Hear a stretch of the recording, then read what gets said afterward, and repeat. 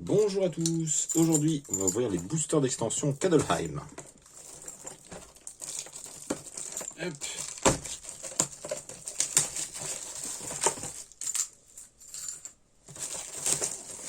C'est la première fois que j'ouvre ce type de produit.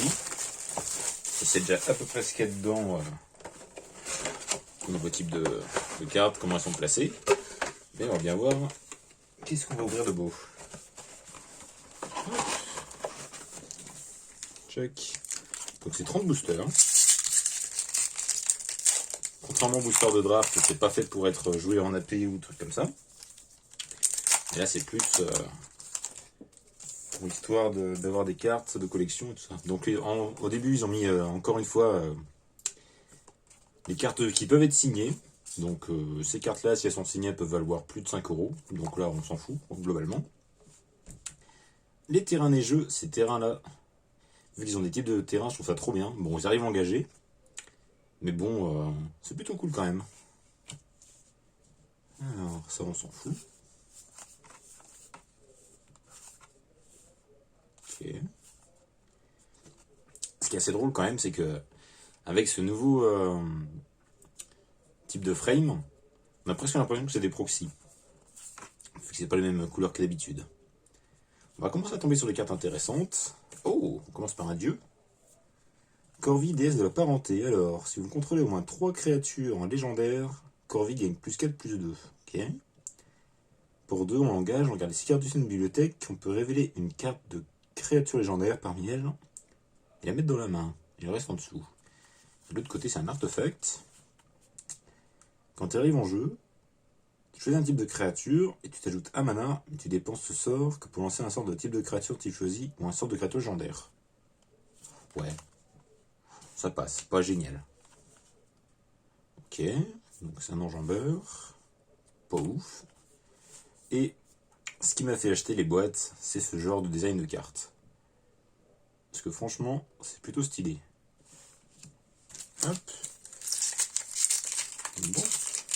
Et ça fait quand même bizarre maintenant de voir des dieux qui sont en rare et pas juste en mythique. Mais bon, elles sont quand même un peu moins fortes que d'habitude, ces dieux-là. Mais ça suit la mythologie nordique, où dans la mythologie nordique, les dieux peuvent mourir. Donc là, rien d'intéressant.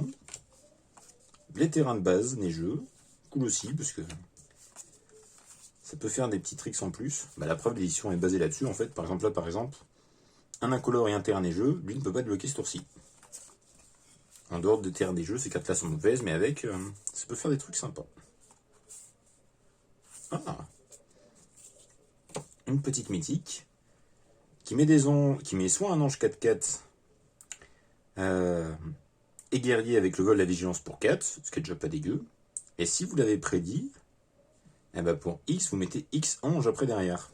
Donc ça peut faire assez mal. Encore une fois, le roi traître. Décidément, il a l'air de sortir souvent. Une petite foil pas géniale, mais... Oh, et l'emblème de Tibalt. Est-ce que Tibalt sera dedans? Suspense. Mais j'aimerais bien quand même.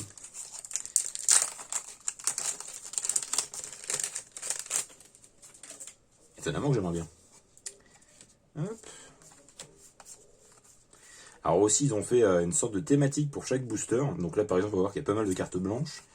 C'est dans l'idée de bâtir une collection et qu'avec chaque booster, on puisse essayer de bâtir quelque chose. Bon, c'est un peu cheap, hein, mais c'est pour commencer, c'est toujours cool. Les sagas. Alors, à Wizard of the Coast, ils aiment beaucoup les sagas, d'après ce que j'ai compris. C'est vraiment une thématique qu'ils aiment beaucoup. Moi, je trouve ça cool, mais c'est pas non plus exceptionnel, parce que bon, les sagas, c'est 3 effets qui se résolvent après l'entretien. Donc, premier tour, on fait le premier effet, le deuxième et le troisième, puis après, hop, sacrifié. Un autre dieu. Alors, lui, par contre, je le trouve très cool. C'est pour 5, on a une 4-5 menace. Chaque fois que l'adversaire sacrifie un permanent non jeton ou se défausse d'une carte de permanent, vous pouvez mettre sur champ de bataille sous votre contrôle cette carte depuis un cimetière. Ça, en général, je pense, ça peut faire des belles saloperies. Vous mettez pas mal de défauts, c'est pas mal de sacrifices, et hop, eh ben, le jeu de votre adversaire est le vôtre, en fait. Et ça, j'aime beaucoup. Un Pégase foil, bon. Et un autre emblème. Bon, c'est sympa, les emblèmes. Et j'aimerais bien les Place Walker. Et oui, puis dans cette édition aussi, il y a un slot de cartes qui est basé sur The List. Donc c'est des cartes qui sont pas de l'édition de base et qui peuvent se retrouver dedans. Donc on verra bien. Normalement, c'est tous les 4-5 boosters qu'on en avoir un. Donc on verra bien si cette logique se suit. Hop. Un Berserker sans dragon. Ça peut être très bien. Initiative de 2. La capacité vantardise que vous activez coûte 1 de moins pour chaque dragon contrôlé. Donc au début, c'est pas génial. Mais là, par exemple, vantardise pour 5, vous créez un dragon 5-5 vol quand il a attaqué ce tour-ci. Donc imaginons il passe 2-3 fois. Bah, si vous avez assez de mana pour le faire, les dragons que vous payez peuvent par exemple coûter que 3 à faire. Et là, ça devient franchement balèze. Ah, le roi traître. Je vais l'avoir dans chaque booster ou... Bon, ce qui est cool, c'est que là, c'est un deuxième alternatif. Et il est vraiment badass. Hop, là-dedans. Il y a Rite du village en foil. Ça, c'est une carte plutôt sympa. En coup supplémentaire, on sacrifie une créature, on pioche 2. C'est pas mal. Imaginons vous bloquez avec une créature. Une fois qu'il y a déclaré bloquant, c'est hop, bon ben maintenant je sacrifie, je pioche 2. Pas dégueu.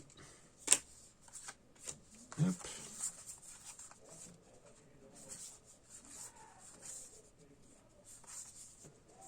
Alors il fait quoi lui quand il arrive en jeu? Ah oui, quand il arrive en jeu, tu blinkes n'importe quel nombre de créatures non-anges que tu contrôles, jusqu'à ce qu'il quitte le champ de bataille. Ben, ça peut être très fort. Imaginons quelqu'un veut vous faire un rasboard, tu joues ça en flash, paf. Donc avant que le rasboard se résolve, bah ça va être sur la pile, donc tu exilles toutes les autres créatures, elle les meurt, et tout revient après. Ça peut sauver une partie. Provoquer des trolls. Rien que le nom de la carte, quoi. Inflige 3 à n'importe quelle cible, si la créature subit les blessures de cette manière, elle gagne plus 5 jusqu'à la fin du tour. Ouais. Ça peut se jouer dans Dinosaure, si Dinosaure existe encore. Oh, un terrain des jeux foil. Ça, c'est cool. Allez, les fameuses sagas. Un petit Rasborn. Pour 6, détruisez toutes les créatures, ou tous les Place Walker. Puis envoyez sur champ de bataille depuis votre cimetière une carte de créature de Place Walker avec un coût de mana inférieur à X, X étant la quantité de mana des jeux dépensés de cette manière. C'est pas mal. C'est pas mal. Ah, le troll, enfin le dieu de l'hiver. Le troll de l'hiver, n'importe quoi. Chaque fois qu'il attaque, dégagez chaque permanent des jeux que vous contrôlez. Alors ça peut être un général plutôt cool avec des permanents des jeux. Et si vous le retournez, donc en soul taille, tu peux jouer une carte de permanent des jeux depuis ton cimetière ce tour-ci. Si tu fais ainsi, elle arrive sur champ de bataille engagé. Ok, pourquoi pas. Bon, c'est pas aussi fort qu'Amudrolta, mais bon, c'est pas mal quand même. Un beau nain.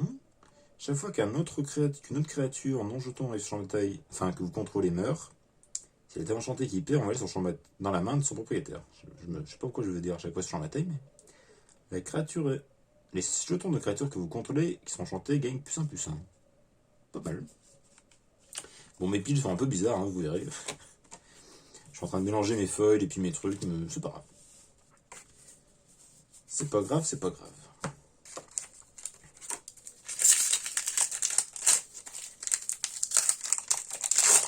Hop là.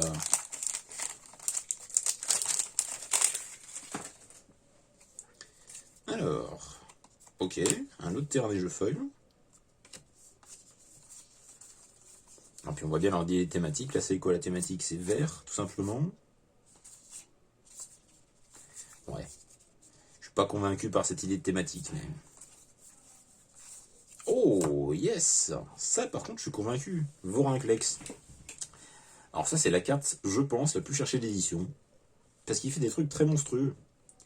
Déjà, pour 6, on a 6 piétinement célérité. Si vous devez mettre au moins un marqueur sur un permanent ou un joueur, mettez 2 fois ce nombre de marqueurs à la place. Donc par exemple, un Place Walker, sans +1, c'est un +2. Si un adversaire devait mettre au moins un marqueur sur un permanent ou un joueur, il met la moitié du nombre de marqueurs à la place. Un +1, c'est un 0. Pareil pour les sagas, ça fait plus leur effet. Je crois. Très bien. Et ça, en AP, ou en paquet scellé, c'est une folie. Pour 2. Sa capacité, bon, pour 2 son coup de mana, et pour 2 sa capacité, un terrain neigeux ciblé que vous contrôlez devient 4/4 élémental avec la défense telle et la célérité jusqu'à la fin du tour. Ça fait des parties. Hop. Bon, bah déjà, bon réflexe. Ça, c'est un bon hit, je suis content de l'avoir trouvé. Maintenant, un petit Tibalt et le Planeswalker Elf, et puis bah, je serai entièrement refait. Financièrement, non, je ne pense pas, mais c'est pas l'important. Peur paralysante. Choisissez un type de créature. Les créatures qui ne sont pas type choisi gagnent -3, -3. Oui. Ah, et voilà la fameuse liste. Lui déjà, ouais, c'est une petite folie basique. Alors là, ça fait quoi? Ça pour 5, on a un ange. 5/4, sauf si on le kick en payant un coup supplémentaire. Quand il arrive en jeu, on détruit tous les terrains qu'on contrôle. Si le kick a été détruit, on détruit tous les terrains à la place. D'accord. Bon. Ok. Bon, soit on a beaucoup de mana ou on a nos terrains indestructibles. Soit tu joues ça à un moment donné où tu n'as que ça en jeu, créature, et que les gens adversaires n'ont que ça aussi. Ouais, pourquoi pas. Alors là, c'est quoi la thématique? Ah, bah la thématique véhicule en fait, quoi. Parce que lui, ce buff, il ne sert qu'à piloter. Parce que voilà, il pilote les véhicules en utilisant son endurance à la place de la force. Donc c'est pas dégueu. Si on a des véhicules, sinon c'est juste un gros bloquant. Ok. Cherchez dans la bibliothèque une carte de permanent des jeux, une carte légendaire ou une carte de saga, révélez-la, mettez-la dans votre main, mélangez ensuite votre bibliothèque. Et un point de vie pour chaque mana neigeux dépensé de cette manière pour ce sort. Ok. Bah les tutors, c'est toujours bien. Et un nain. Bien de vie. Bon. Bon, j'ai pas été ultra convaincu par les nains de l'édition. Il y en a des biens, mais bah, j'en attends peut-être trop aussi. Peut-être ça le problème.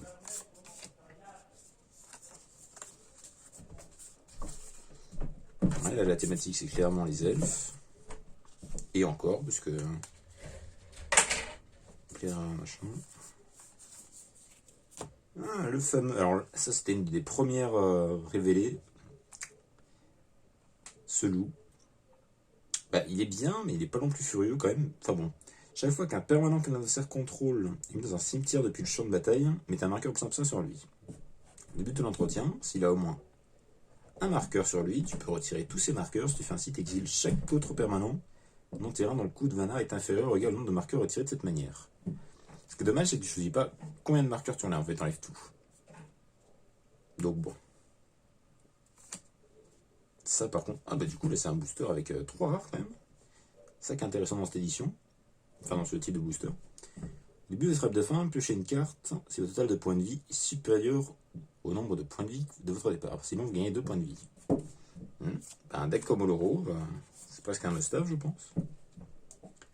Alors, un coup supplémentaire pour lancer ce sort, révélez une carte de géant de votre main ou payez 2. Alors ça me fait beau. Au début ça me fait bizarre de voir des géants en bleu. Mais forcément, Kadelheim, mythologie nordique, les géants de glace quoi. Chaque fois qu'il attaque, vous pouvez lancer un sort d'éphémère de rituel depuis votre main sans payer son coup de mana. Il y a moyen. Et encore une carte de la liste. Alors, Buyback. Donc Buyback, c'est un coup supplémentaire, on sacrifie un terrain. Et tu mets en jeu un jeton, un Pégase. Ouais. Alors voilà, les cartes de la liste, il y en a des biens. Il n'y en a pas beaucoup, mais il y en a des biens. Et il y en a, tu te demandes vraiment pourquoi ils ont mis ces cartes-là. T'as l'impression qu'ils ont fait un...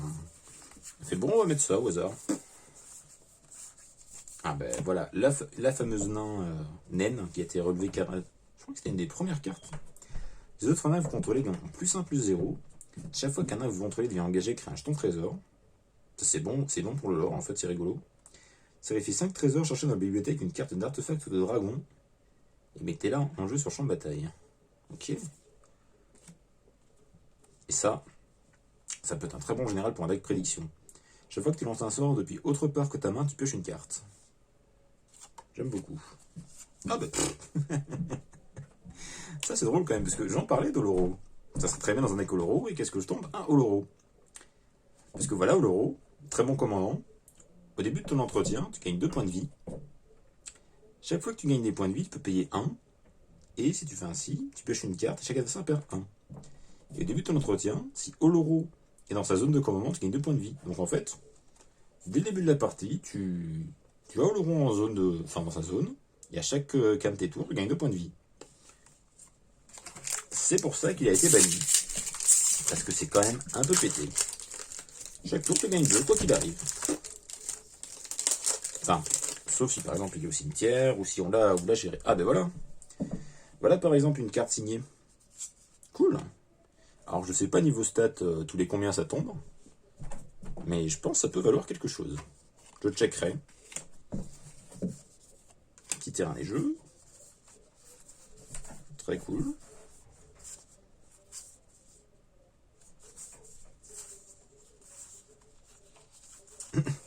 Alors là par contre, il y a pas... Ah si, waouh, je savais même pas que c'était ça la rare, quoi, je l'avais même pas tilté. Je savais. Et d'où la rare du booster. Ok, donc c'est quoi ça? Chaque joueur meule 4 cartes. Pardon. Vous pouvez ensuite exiler une carte de créature de pièce de cœur depuis chaque cimetière. Ok, pas dégueu. Alors le deuxième et le troisième effet, c'est la même chose. Jusqu'à la fin du tour, tu peux lancer des sorts parmi les cartes exilées par la trahison du roi Narfi. Et tu peux dépenser du mana, comme si c'était du mana de n'importe quelle couleur, pour lancer ces sorts. Alors ça, je pense que c'est une sorte de saga que tu veux blinker souvent, en fait. Du coup, tu la blink, elle refait son premier effet. T'attends le deuxième tour. Et après, tu la reblink avant le troisième tour. Tu peux faire des trucs sympas. Et là, ça, ils ont mis ça dans la liste. Mais je comprends pas trop pourquoi, parce que ça vient d'Ikoria. C'est une carte au design alternatif d'Ikoria. Donc c'était la capacité mutation d'Ikoria. C'était plutôt sympa à jouer. Mais pourquoi mettre ça dans Kadelheim, dans la liste?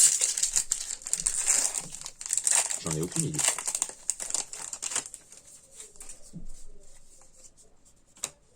Hop, terrain des jeux que je garde toujours de côté. Je crois, ce soit j'en ai raté, mais vous verrez bien. Ah, ça c'est super cool aussi. Les sorts que vous contrôlez ont tous les types. Dans les créatures que vous contrôlez ont tous les types de créatures. C'est vrai aussi pour les sorts de créatures que vous contrôlez et des cartes de créatures que vous possédez qui sont pas sur le champ de bataille. Donc dans votre main par exemple. Et pour 3, tu fais un 2 de bleu changeant avec le changeant. Donc dans un deck tribal, bah c'est trop bien. Parce que ça te fait par exemple des triggers à chaque fois si tu as des effets d'arrivée en jeu chaque fois que tu joues un type de créature. Une dissolution de foil, bon c'est un contre-carre pas dégueu pour un. Vous travaillez le sort d'artefact d'enchantement ciblé, mais le problème c'est que c'est très situationnel quoi. Enfin en vrai, en commandeur tu commences ça tour 1, c'est ton premier tour. Le mec il veut faire un anneau solaire, tu lui fais non, pas d'anneau solaire pour toi. Et ça remet un peu les pendules à l'heure. Parce que l'anneau solaire tour 1, c'est quand même toujours impactant. Alors, Harald unit les elfes. C'était très dur à dire pour moi. Donc ça, c'est en fait ce genre de carte ultra institutionnelle, parce que tu peux jouer ça que dans un deck elfe. Mêlez 3 cartes. Vous pouvez mettre sur le champ de bataille une carte d'elfe ou de Tyvar depuis votre cimetière. Donc Tyvar, c'est le plaisir de l'édition elfe. Mettez un marqueur +1 sur chaque elfe que vous contrôlez. C'est fort. Chaque fois qu'un elfe que vous contrôlez attaque, ce tour-ci, une créature ciblée qu'un adversaire contrôle gagne -1/-1 jusqu'à la fin du tour. Donc imaginons que vous attaquez 5 elfes, bah vous faites un rasboard en face, quoi. Quasiment. Ça, c'est trop bien aussi pour les decks prédiction. Flash, vol. Prédire des cartes de votre main coûte 1 de moins et peut se faire pendant le tour de n'importe quel joueur. Trop bien. Alors lui il fait quoi? Il regarde 3. Quand il meurt, piochez 3 cartes à moins si au moins 3 créatures sont mortes ce tour-ci. Waouh, c'est ultra situationnel. Alors ça c'est cool. Soit tu joues ta mana incolore, soit pour 2, tu fais qu'une créature légendaire ciblée devient un dieu en plus de 3 types, et tu marques +1/+1 sur lui. Sinon tu le sacrifies, et tu mets un marqueur indestructible sur un dieu ciblé. Ouais.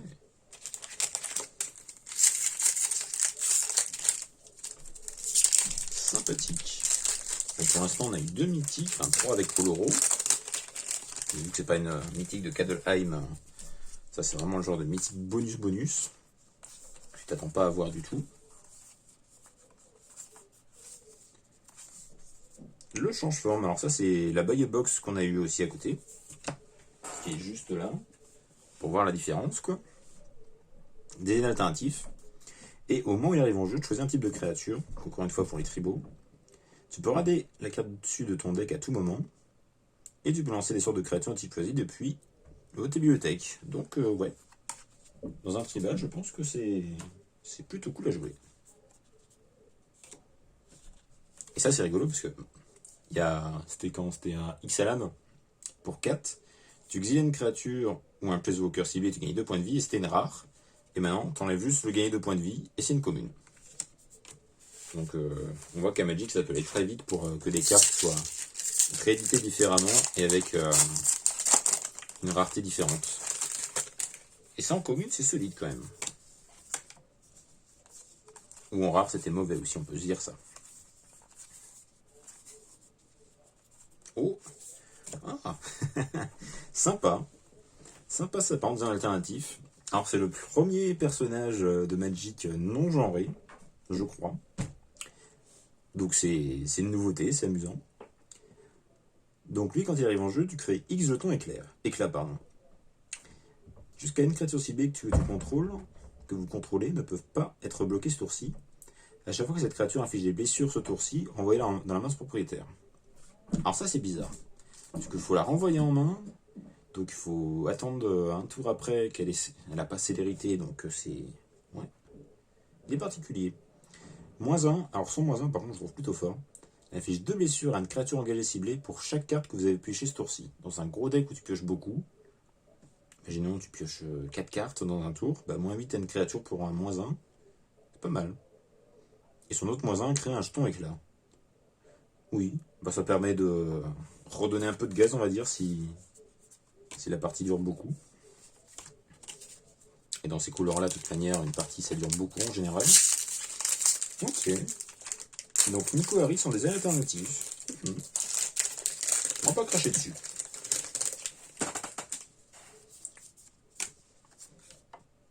Prairie alpine. Le nom tout sympathique. Encore une fois le sanctuaire pour les dieux. Hop. Ah mais ça se design quoi. Hop. Et alors ça c'est cool. Pour 2, un contact mortel, humain et guerrier. Chaque fois qu'une créature avec le contact mortel que vous contrôlez inflige des blessures de combat à un joueur, ce joueur gagne 2 marqueurs poison. Et il faut 10 marqueurs poison pour la partie. Alors imaginez, vous avez 2-3 créatures en contact mortel. Si vous avez le malheur de les rendre invocables, eh ben en 2 tours c'est fini. Avec des pauvres 1-1, bah la partie est finie. Ça, il faut s'en méfier de ce genre de carte. Oh, une belle prairie alpine folle. Très cool. Oh. Et ça c'est la carte que je voulais dans ce design particulièrement. Valki, dieu des mensonges. Quand il arrive sur le champ de bataille, chaque adversaire élève sa main. Pour chaque adversaire, exilez une carte de créature qu'il a révélée de cette manière jusqu'à ce que Valki quitte le champ de bataille. Et c'est pas tout. Parce que déjà, ça c'était une carte en elle-même. C'était le machin vert de cervelle. Et pour X, choisissez une carte de créature exilée par Valki avec un coût converti de mana de X. Valki devient une copie de cette carte. Alors ça c'est très fort, parce que vous piquez une bonne carte au joueur adverse. Et après, imaginons il vous attaque, je sais pas moi, avec une 5-5. Vous avez exilé une 6-6, hop, il devient une 6-6. C'est génial. Et de l'autre côté, si vous arrivez en fin de partie, eh ben voilà, c'est un Planeswalker de l'autre côté. Quand vous arrivez sur le champ de bataille, vous gagnez un emblème avec, vous pouvez jouer les cartes exilées par Tibalt Imposteur Cosmique, et vous pouvez dépenser du mana comme si tu en avais n'importe quelle couleur pour lancer ses sorts. Donc voilà, déjà c'est très fort. Plus 2, exile la carte du dessus de la bibliothèque de chacun des joueurs. Oula, j'ai bugué en disant ça, mais c'est pas grave. Donc ça donne des cartes à jouer par Tibalt. Moins 3, exile un artefact ou une créature ciblée, donc ça permet de défendre ou de péter un truc. Ah oui, en plus c'est exilé, du coup on peut les rejouer derrière. Je viens de réagir au truc. Moins 8, exile toutes les cartes de tous les cimetières, ajouter 3 mana rouges. Voilà, donc d'autres trucs à gérer. Bah lui, quand il arrive en jeu, je pense qu'il faut le gérer assez vite. Parce qu'il peut être assez effrayant. Oh, yes. Ça, c'est un booster vraiment cool. Et encore le truc pour les changes, là. Ouais, bah... Cette boîte s'annonce excellente. Bon, c'était un signe, cette carte signée. Enfin, moi, je l'ai interprété comme ça. Parce que ça m'arrange. Et après, la tromperie de Tibalt. Alors ça, c'est la carte que beaucoup pensent qu'elle va être bannie en standard. Parce que ça fait de la folie. Contrecarrer un sort ciblé. Choisissez 1, 2 ou 3 au hasard. Son contrôleur meule autant de cartes, puis exile les cartes du dessus de sa bibliothèque jusqu'à ce qu'il exile une carte non-terrain avec un nom différent de celui de ce sort. Il peut lancer cette carte sans payer son coût de mana. Il met ensuite les cartes exilées au-dessous de la bibliothèque dans un relatoire. Alors au début, on va se dire, oui, un contre-cas en rouge, déjà, c'est assez exceptionnel. Mais le truc, c'est que en standard, les gens, ils le jouent pas pour contrecarrer les sorts adverses. Ils jouent un sort à 0, pardon. Ils le contrecarrent. Et après, ils espèrent tomber sur Hugin pour 8. Donc imaginez, tour 2, vous avez un Hugin sur champ de bataille grâce à ça. Bon après, il faut que les astres s'alignent un petit peu. Mais si vous y arrivez, tour 2, c'est quasiment gagné. Ah ben voilà, les fameux terrains qui se retournent, qu'ils avaient commencé avec Zendikar. Donc le terrain Rakdos. Cool. Encore un Yeti. Et une Valkyrie vaillante.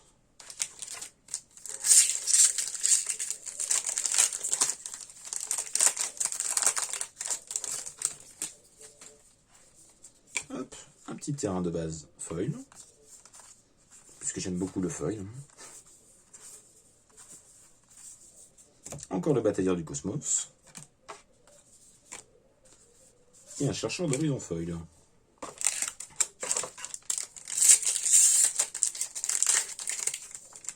Et puis je viens de relire sur le booster. D'habitude, les boosters de... Bah non, j'appelle ça des boosters de draft, c'est 15 cartes, et puis là c'est 12. Voilà, on s'en fiche. Oh, une autre carte signée. Ah, puis vraiment, les signatures sont vraiment belles, quoi. Alors, je pense pas que c'est vraiment l'artiste qui est signé, je pense que c'est imprimé par-dessus. Mais si c'est l'artiste qui a vraiment signé, c'est cool. Parce que je pense qu'ils l'ont fait beaucoup de fois. Je sais pas combien de cartes signées. Oula, déjà je vois un truc qui a l'air intéressant. Waouh. Le tour supplémentaire. Alors pour 7, tu crées 2 jetons oiseaux, avec le vol évidemment, et joue un tour supplémentaire après celui-ci. Et tu exiles le rituel. Et tu peux jouer en position pour 6. Bon, on sait maintenant que Wizard, ils ont peur des tours supplémentaires, parce que plus ils en font, plus les decks qui sont pétés, et puis qui peuvent jouer je vais dire tour infini, mais pas encore presque. Et si ça arrive dans certains packs. Du coup maintenant ils font des sorts très chers à jouer pour les tours sup, et là exiler c'est vraiment jouer une fois, et après c'est fini. Mais bon, un tour supplémentaire au bon moment, et c'est gagné. Ah, puis une autre carte de la liste. Voilà, encore un truc qui n'a pas de sens. Parce que là, c'est tant que tu contrôles la Placewalker Wandling, la belle elle vole.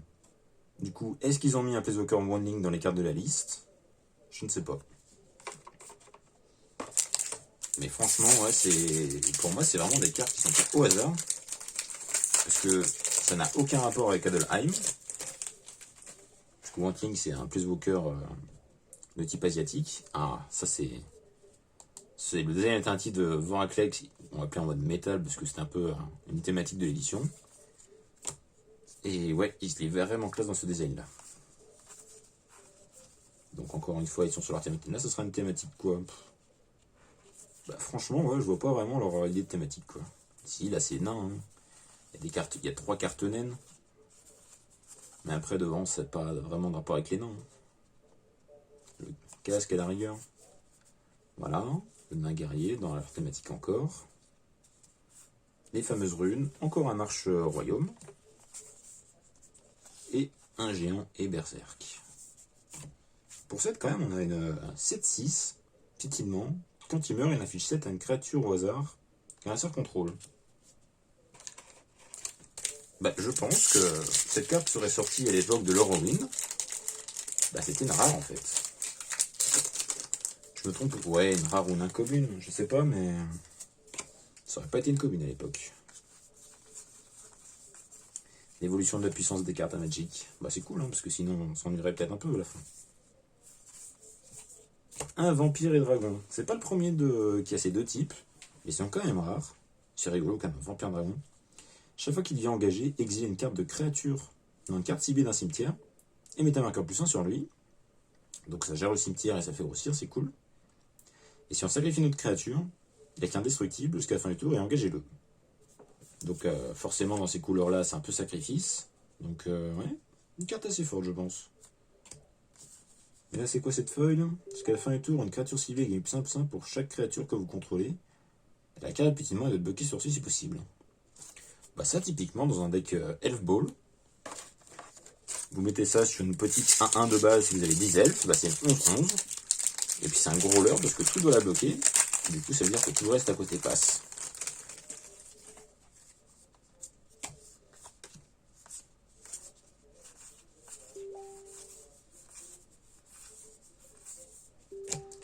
Les reflets mystiques. Ça aussi c'est une des cartes un peu cherchées d'édition. Et c'est pété, faut se le dire. Choisissez une créature non légendaire ciblée. La prochaine fois qu'au moins une créature ou un Planeswalker arrive sur le champ de bataille, ce tour-ci, il arrive que vous n'ayez copie de la créature ciblée. Alors ça, imaginez, vous mettez 10 jetons 1-1 d'un coup. Bon, c'est rare de faire ça. Et il y a un jeton 4-4 ange quelque part. Vos jetons 1-1, ça peut faire des jetons 4-4. Et ça, c'est fou. Ah. Et là, on se dit aussi, pourquoi un Sivoïde? Bon, c'est un bon Sivoïde. Les Sivoïdes ne peuvent pas être la cible de sorts de capacité. Mais un Sivoïde, dans Kadelheim.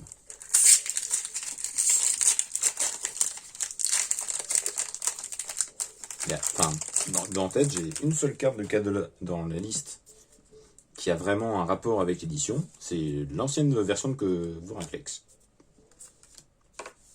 Donc c'est un rappel de sa première version, quoi, mais bon, les autres... Après, je les connais pas toutes, parce qu'il y en a beaucoup. Alors, cette rare, c'est quoi? Tu crées un jeton 2-2 changelin. Ok. N'importe quel nombre de créatures change-forme ciblées que vous contrôlez ont une force et une endurance de 4. Ouais. Choisissez jusqu'à une créature ciblée, un Planeswalker ciblé. Chaque créature avec une force supérieure ou égale à 4 que vous contrôlez inflige un nombre de blessures égal à sa force à ce permanent. Ok. Pas mal. La tromperie sur l'antibalt en foil. Eh ben c'est cool. C'est cool. Allez, encore 5 boosters. Bah franchement, si j'arrive à choper le Planeswalker Elf, pour moi cette boîte sera parfaite. Après j'ai déjà eu 2 Planeswalkers. Ça m'étonnerait d'en tomber sur un 3e. Mais bon, on sait jamais. Ralliement des rangs, encore une carte pour le tribal. Il y en a beaucoup dans cette édition. Quand il arrive en jeu, choisis un type de créature. Les créatures de type choisi contrôlées gagnent +1/+1. Pas mal.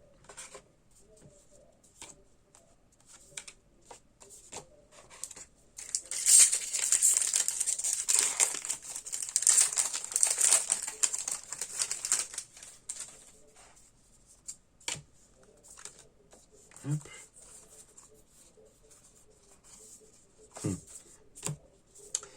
Encore une carte ultra situationnelle qu'on peut jouer que quasiment dans 1 ou 2 packs. Créer X jetons de créatures, 2, 1 rouge, nain et berserk. X dans le nombre de véhicules que vous contrôlez, plus le nombre d'équipements que vous contrôlez.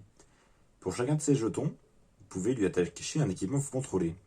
Donc pour moi, ça se joue que dans un véhicule, ou dans des palas, en commandeur. Après, si vous trouvez d'autres utilités pour cette carte, vous pouvez me le dire. Moi, j'en vois pas beaucoup d'autres. Ça, cette carte est plutôt cool aussi. Ce qui est son point faible quand même, c'est son coup de mana, parce que pour 5, les autres créatures que vous contrôlez gagnent +1/+1. Chaque fois qu'un terrain arrive sur le champ de bataille sous votre contrôle, créez un 1-1, un jeton 1-1, blanc, humain et guerrier. Bah, après, dans un touche-terre, ça peut faire pas mal de bêtises. Ici, tiens. Là, un nain berserk, 3-2 célérité. Tout ce qui est le plus classique.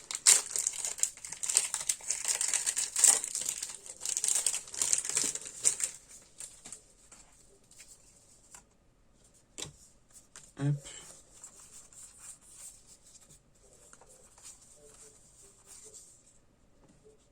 Encore une fois, Harald Unis Elf.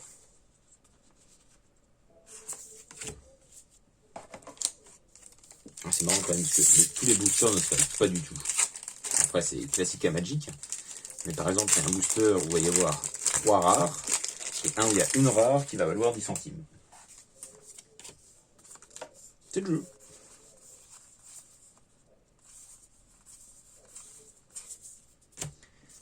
Alors, reflet de Lijala. Bon, j'aurais sûrement écorché le nom, mais tant pis. Quand il arrive en jeu, choisissez un type de créature. Chaque fois que vous lancez un sort, choisissez copier ce sort. Ah. Ça peut être très fort.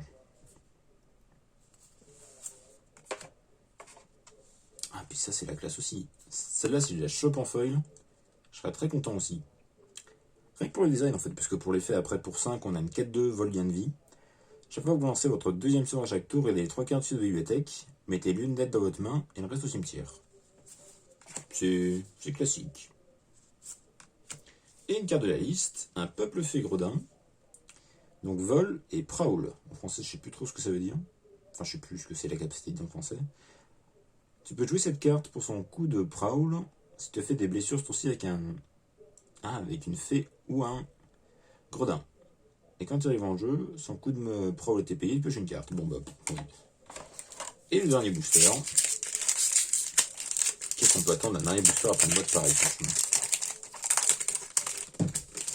Pas mal de rares foils, et des bonnes. Donc je suis très satisfait de la boîte quoi qu'il arrive. Puis là encore une fois, leur thématique, ça n'a pas beaucoup de sens, parce que vous voyez, là c'est que des cartes noires. D'un coup, le nain, encore une carte noire. Le nécromancien de Raour. C'est pas mal lui aussi, je crois. Pour 4, on a une 4-4, donc déjà voilà, c'est solide. Si une créature non jetant qu'un adversaire contrôle devait mourir, exilez cette carte avec un marqueur glace sur elle à la place. Ok. Vous pouvez lancer des sorts parmi les cartes exilées que vos adversaires possèdent avec une marqueur glace sur elle. Et vous pouvez dépenser du mana d'une source neigeuse comme si c'est de couleur, enfin n'importe quelle couleur pour le lancer. Ok. Voilà encore une carte qui aime bien blinker. Ah, le petit terrain simique, sympa. Et on finit sur notre carte de la liste. Bon, bah, j'espère que cette vidéo vous a plu. Je vais refaire un petit récap vite fait. Voir combien il y a eu de mythiques par exemple, et revoir les rares rapidement. Et les cartes de la liste que j'ai mises dedans.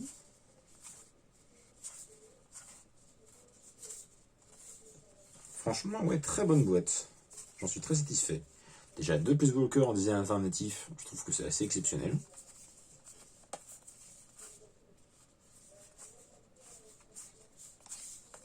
Après, je pense qu'on peut faire mieux sur le nombre de mythiques, mais sur la qualité, c'est compliqué quand même. Parce que là, c'est vraiment ces deux-là. C'est les 2 meilleurs mythiques de l'édition. Elle dans un design alternatif, donc vraiment cool. Le Voranclex sont des designs tout à fait basiques, mais c'est pas grave. Ça reste très bien. Donc ouais, ça fait quand même 5 mythiques. Juste pas dégueu sur 30 boosters. Vraiment cool. Bon ben voilà. J'espère que cette vidéo vous a plu et puis à la prochaine pour une autre vidéo. Salut!